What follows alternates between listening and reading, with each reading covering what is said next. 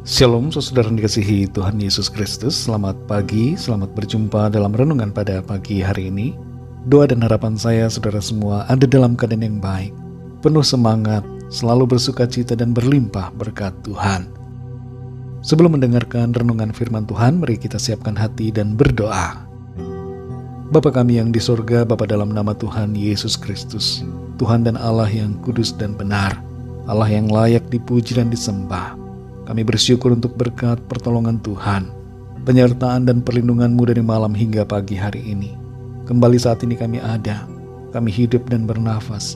Semua ini adalah anugerah Tuhan bagi kami, dan merupakan kesempatan bagi kami untuk kami pakai memuliakan nama Tuhan. Urapi kami Tuhan saat ini, kami rindu mendengarkan sabda firman-Mu. Jamah hati kami supaya kami mengerti akan kehendak-Mu. Dalam nama Tuhan Yesus kami berdoa. Haleluya, amin. Saudara dikasih Tuhan, pembacaan Alkitab kita pada saat ini terdapat dalam Wahyu pasal yang ke-17. Saudara dapat membacanya secara pribadi setelah mendengarkan renungan ini. Saya akan membaca Wahyu 17 ayat yang ke-14. Tertulis demikian. Mereka akan berperang melawan anak domba, tetapi anak domba akan mengalahkan mereka, karena ia adalah Tuan di atas segala tuan, dan Raja di atas segala raja. Mereka bersama-sama dengan Dia juga akan menang, yaitu mereka yang terpanggil, yang telah dipilih, dan yang setia.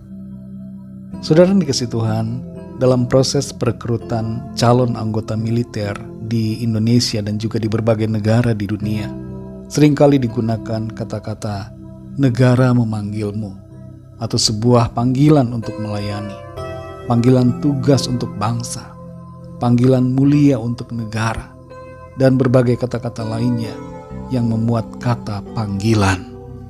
Kata panggilan digunakan untuk menggugah hati orang agar mereka masuk ketentaraan untuk mengabdi kepada negara.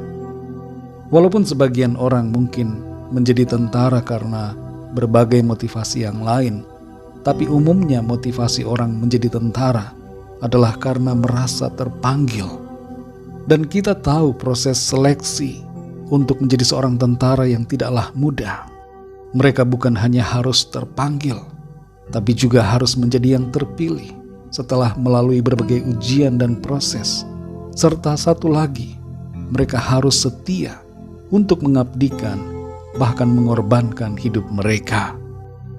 3 kualitas ini, yaitu terpanggil, terpilih, dan setia, seperti yang disyaratkan oleh berbagai institusi bela negara di dunia, merupakan juga 3 ciri yang dikehendaki oleh Tuhan sejak dulu agar ada pada setiap kita yang percaya. Wahyu pasal 17 ini dimulai dengan adanya salah satu malaikat yang memanggil Yohanes untuk melihat pelacur besar yang duduk di atas tempat yang banyak airnya. Perlu kita pahami bahwa dalam pasal ini ada banyak kata-kata yang merupakan simbol dan tidak bermakna literal, tapi mempunyai makna kiasan. Sebagai buktinya dalam ayat 18 tertulis mengenai siapa pelacur besar yang dimaksud. Di ayat 18 dikatakan, "Dan perempuan yang telah kau lihat itu adalah kota besar yang memerintah atas raja-raja di bumi."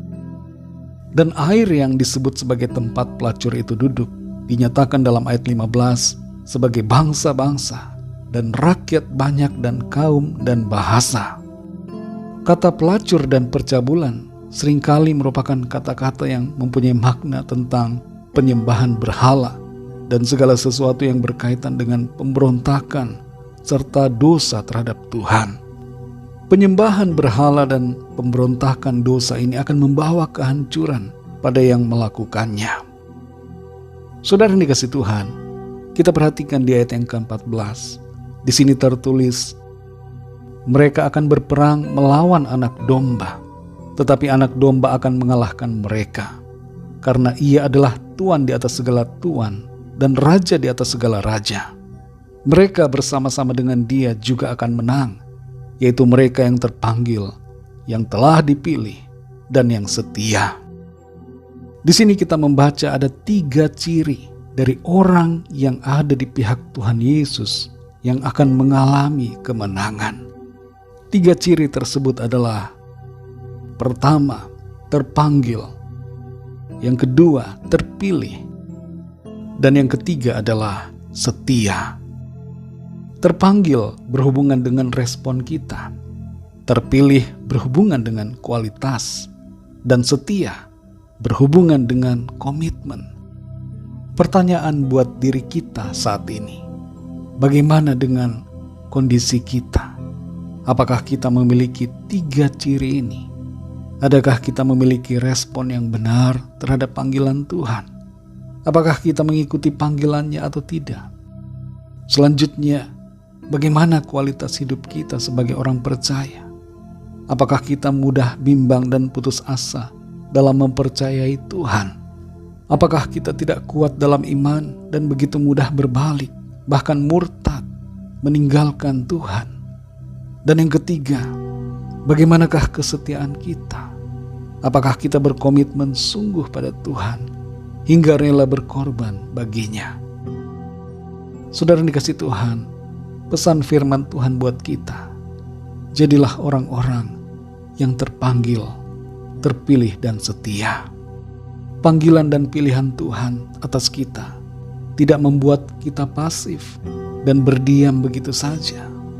Tapi panggilan dan pilihan Tuhan harus kita responi dengan respon yang tepat, mengikuti panggilannya, dan menunjukkan kualitas iman kita, serta setia selalu kepada Tuhan. Tuhan akan menolong dan memampukan kita untuk menjadi orang yang terpanggil, terpilih, dan setia, sehingga kita mengalami kemenangan bersama dengan Tuhan. Mari kita berdoa, saudara. Bapa kami yang di sorga, Bapa dalam nama Tuhan Yesus Kristus, Tuhan dan Allah yang kudus dan benar, Allah yang layak dipuji dan disembah.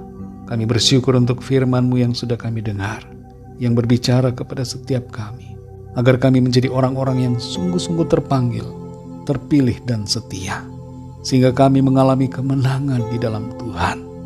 Tolong kami Tuhan supaya kami meresponi dengan benar panggilan-Mu, tidak bermain-main dengan anugerah-Mu, dan kami teguh percaya kepadamu, serta setia, berkomitmen penuh untuk mengasihi Tuhan dan berkorban bagimu.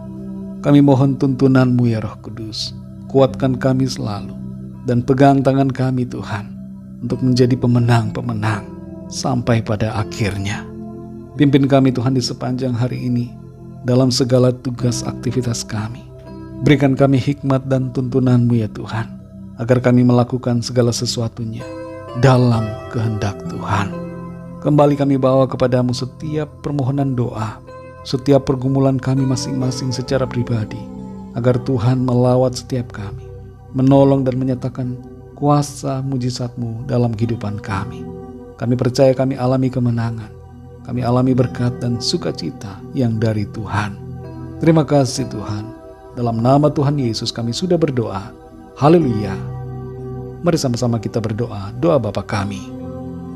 Bapa kami yang di sorga, dikuduskanlah nama-Mu, datanglah kerajaan-Mu, jadilah kehendak-Mu di bumi seperti di sorga. Berikanlah kami pada hari ini makanan kami yang secukupnya, dan ampunilah kami akan kesalahan kami, seperti kami pun mengampuni orang yang bersalah kepada kami. Dan janganlah membawa kami ke dalam pencobaan, tetapi lepaskanlah kami daripada yang jahat, karena Engkaulah yang punya kerajaan dan kuasa dan kemuliaan sampai selama-lamanya. Amin. Terimalah berkat Tuhan. Tuhan memberkati engkau dan melindungi engkau. Tuhan menyinari engkau dengan wajah-Nya dan memberikan kasih karunia. Tuhan menghadapkan wajah-Nya kepadamu dan memberikan damai sejahtera. Berkat anugerah dari Bapa Surgawi, cinta kasih karunia dari Tuhan Yesus Kristus, dalam persekutuan dan penghiburan Roh Kudus, menyertai saudara semua, sekarang ini dan sampai selama-lamanya. Dalam berkat nama Tuhan Yesus Kristus. Haleluya. Amin. Puji Tuhan, saudara yang dikasihi Tuhan, saya percaya firman Tuhan menjadi berkat dan kekuatan buat saudara semua, dan Roh Kudus akan menolong saudara untuk lebih lagi memahami kebenaran firman Tuhan. Tuhan Yesus memberkati saudara semua. Sampai jumpa dalam renungan yang berikutnya. Haleluya.